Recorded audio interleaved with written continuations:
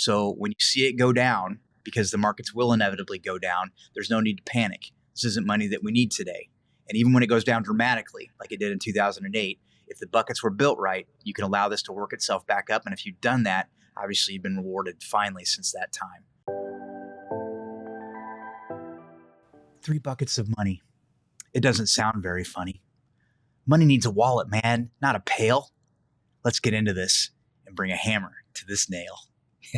Hey, welcome to the Prairie Fire Podcast, where we exist to fuse money and meaning. We want to bring real life ideas to help everyone out there have an amazing and profitable second half of life.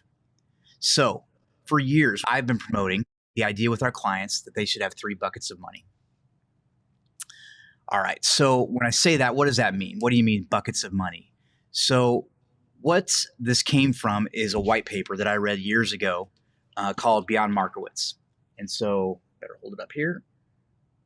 What this white paper explained was how modern portfolio theory, or kind of the basics of investing as it was being understood in the late 50s and on, was really designed for institutional investors. And a lot of the philosophies that came from that theory, from modern portfolio theory, were just very, very difficult to apply in real life. And so if you think about having 3 buckets of money, you know, the whole thing kind of makes sense, where we maybe have some safe money, we have some stuff that's growing in the middle, and then we have a longer term, kind of retirement bucket for later in life. And if you think about it, there are a ton of advantages to that. There's some tax efficiencies. You've got the proper risk in the right bucket. You're avoiding some of the whims of the stock market and all those ups and downs. And so what I really like to do today is explain the 3 buckets in detail, why they're important, why we should also expand outside and beyond the bucket. When we're putting together investment mixes, we can think of it in terms of like salsa. So if you're making salsa at home, you're going to need tomatoes and peppers and onions and all the different things that go into that. All the seasoning and spiciness can be added at your whim as to the amount that you like. And so when we think of putting investments together, we think about putting things like stocks together with bonds and with different types of other investments like gold that might offset the risk of those other ones. So what we're trying to do is, by mixing up these ingredients, we're hoping for a steadier ride over time so that we're not taking big risks in one area. If you make salsa and you just put jalapenos in it, no one's going to eat it because all you've really got there is jalapenos. It's not salsa. So what you're going to do, though, is if you love jalapenos, you can put a lot more in there for your salsa, but you're also going to add some tomatoes, other things, mix it up, that kind of thing. And so taking big risk in the near term can cause a lot of disaster. And so when we're talking about the 3 buckets, a lot of it has to do with timing, and a lot of it has to do with goals, because modern investing models, modern investing recommendations, in my opinion, forget the most important ingredient, which is people. If people were rational, we would never have movies, man. I mean, there has to be no interest or drama. So think about this. If people were rational, Rocky Balboa would never have agreed to fight Apollo Creed. And then he never would have agreed to fight Clubber Lang in Rocky 3. And he definitely wouldn't have agreed to fight Ivan Drago in Rocky 4. So I proved my point. People are not rational. And thank God, because if they were, we wouldn't have any great movies like that. Movies like The Hangover. If people are going to be rational, they wouldn't leave their friend on the roof when they're in Las Vegas, but it happens. So my point is, we need 3 buckets of money because it's the foundation of a good goals-based investing program. And so what I'm hoping to do today is first explain the buckets. I'm going to discuss the mix that you can put inside of each bucket, and then explore when it works well and when maybe it falls short. So the first bucket I want to talk about is the safety bucket. So safety bucket probably seems relatively obvious. What we want to put in there are assets or investments that are very, very safe. We also want them to be available. We use the word liquidity in my world, but what that means is that basically those investments are liquid, like water, that we can get a hold of them if we need them. So your safety bucket is designed for the unexpected in life. This could be jobs being eliminated. This could mean kids getting sick. This could mean cars breaking down. This could mean parents needing help. This could mean friends needing help. Whatever the case may be, your safety bucket is there to back you up, to protect you in the event that life comes along. And by God, life always comes along in some way, shape, or form. So this bucket is generally made up of cash, savings accounts, maybe short-term certificates of deposit, maybe shorter term treasury bills, those types of investments go into that safety bucket. It's important that you're able to get to this bucket if there is an emergency. So whether that be a bank account and you've got access via a debit card where you can write checks, whatever the case may be, that safety bucket needs to be not only safe in its investing mix, but available for you to grab a hold of and to get a hold of if you needed it. And so the amount that you need to have in your safety bucket varies by every person. Some people say 3 to 6 months of income should be in your safety bucket. In my opinion, it depends on how dangerous your life is. How many risks do you have that you're facing? So if you're like my wife and I, we're empty nesters, the kids are out of the house, I don't have the risk of them likely needing me in a significant way financially. Now, don't get me wrong. They'll still come along for the occasional, how about if dad buys us dinner kind of thing. But the longer term, he has to pay my rent. I've got to take care of college. Those kind of days are over for us. Now, if you have young kids, the opposite is true. You've got daycare expense. You've got all the transportation that goes with the kids. If they get sick, all of those different matters are front and center in your life. So maybe your safety bucket needs to be a little larger because you have a lot more near-term risks. Okay, so bucket one, safety bucket. Let's move on to the second, which I call the middle or your lifestyle bucket. And this is one that when I meet with folks, they tend to not have a lot in this bucket or have anything even really started in this bucket. And so the difference here is that these are monies that you would ideally use sometime over maybe the next 3 to 15 years, depending on where you're at in life. So if you're in your 40s or 50s, you want to be thinking maybe 3 to 10 years. If you're younger than that, you could build out that time frame a little bit further. Older, maybe a little bit tighter on your time frame.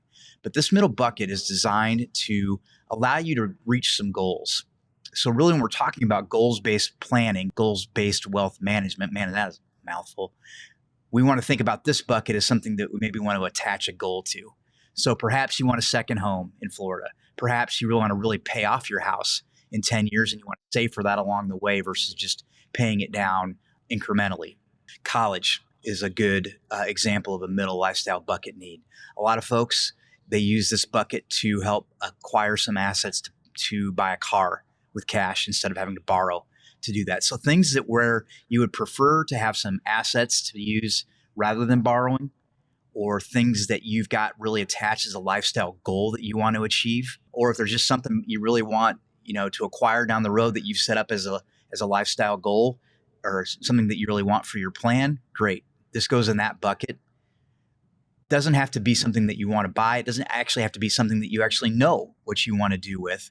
But this is a great area to build up these middle dollars that you have for much more flexibility in your plan to do extra things that you might want to do down the road. Maybe you really, really want to travel when you're an empty nester or an early retiree. This is a bucket you can really build up so that you've got a big chunk each year you can then take out for those travels and for those trips. So inside of this bucket, we can actually add a little risk. So we're the safety bucket. We're taking virtually no risk. Maybe the only risk is just the time that CDs have to expire or treasury bills. With the middle and lifestyle bucket, we can begin to add things like bonds. We can begin to add things like stocks in a prudent manner that will give us some growth over time. Because we've got more time, we can then withstand the volatility, the ups and downs that inevitably come with the markets. So if you're invested in a middle bucket in 2022, you saw both your bonds and your stocks come down in value. If you held on, you've probably seen those recover now nicely in 23 and 24.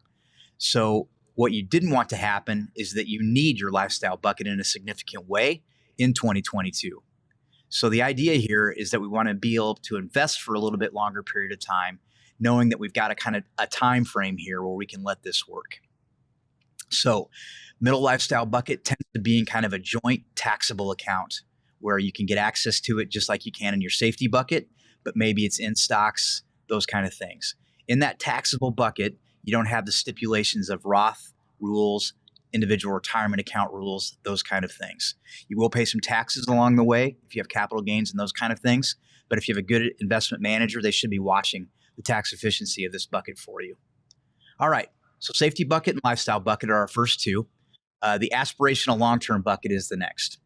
And so when we get into this, we're talking more about definitely your longer term monies.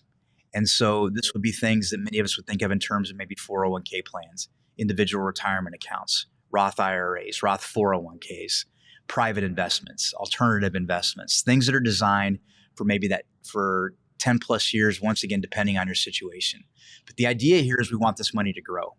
We want this money to support and grow above inflation so that we can use it to support our lifestyle when we need it down the road. And so for many of us, if we retire at 65, you could very easily be retired for 35 years. So this aspirational money has to grow to support that lifestyle over time.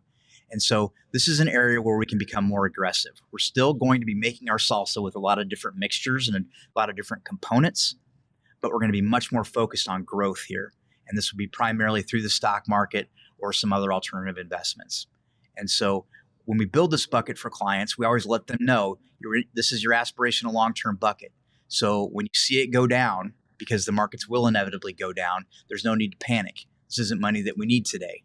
And even when it goes down dramatically, like it did in 2008, if the buckets were built right, you can allow this to work itself back up. And if you've done that, obviously you've been rewarded finally since that time. So the aspirational long-term bucket is designed to help you meet the lifestyle needs of what are becoming longer and longer lifestyles.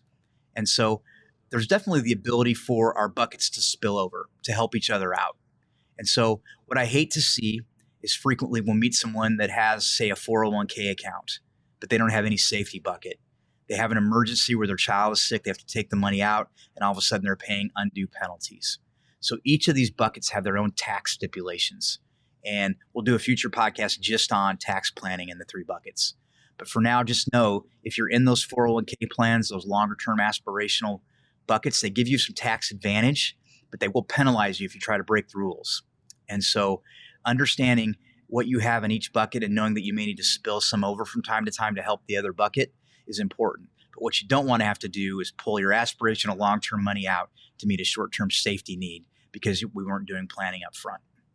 The other danger to the three bucket rule is putting a benchmark to it. And when I say a benchmark, I mean some sort of index that you're measuring the bucket against. So comparing the safety bucket to the stock market doesn't make any sense because that's designed as a short-term safe bucket.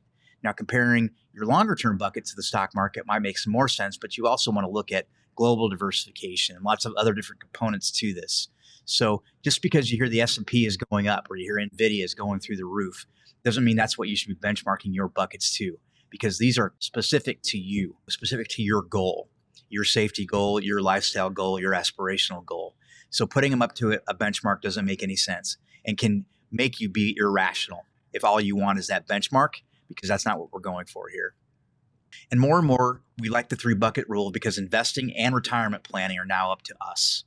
Many of us are not getting pensions any longer. And so putting money into 401ks, doing things longer term on our own, saving aggressively while we're still working, is that onus is on us now. And so while that's going on, having a good philosophy like this can help you feel a lot safer as you're making those investments and feel like, all right, I'm really working towards something here. All right, no question that the three bucket rule has got some shortfalls. I'll be the first to admit it. There's folks that have concentrated their wealth like Warren Buffett in specific companies and really grown. We all know business owners that have done outstanding over time by putting all of their wealth in one bucket, which is their business. And so I'm not going to say that that can't happen. For many of us that are looking to build a balanced life or want to save over time, this can work great. For those that want to concentrate their wealth or they have the personality of a strong risk taker, absolutely. They can overweight these buckets and make that work. But just understand when the bucket tips over, if there isn't some backup, everyone can benefit from some safety money, that kind of thing along the way. So we feel like the three bucket rule is a great framework and foundation for a healthy financial plan. So I appreciate you listening in today. I will leave you with some information about how you can reach us if you want to learn more about the three buckets of money and how we operate with Inside Prairie Fire Wealth Planning to do that. If you also want to join our email list, it's info@PFW Planning. I send out a weekly message and just information about markets, planning, all of this kind of fun stuff. Make the most of your second half of life. Also, if you want to email us at the same address, we will send you a free copy of my book, Empty Nest Full Pockets, which talks about the emotional and financial wranglings of becoming an empty nester, getting your kids to launch, all that fun stuff, which we help 4 kids do. So, all right, I started with a rhyme today. I'm going to finish with one. What is up with this guy and his awful rhymes? He can't help because he's busy taking care of his clients' dimes. Hang in there for more ideas and fun. Prairie Fire is a burning under the creative 3 bucket sun. Thanks, everybody. Have a great one.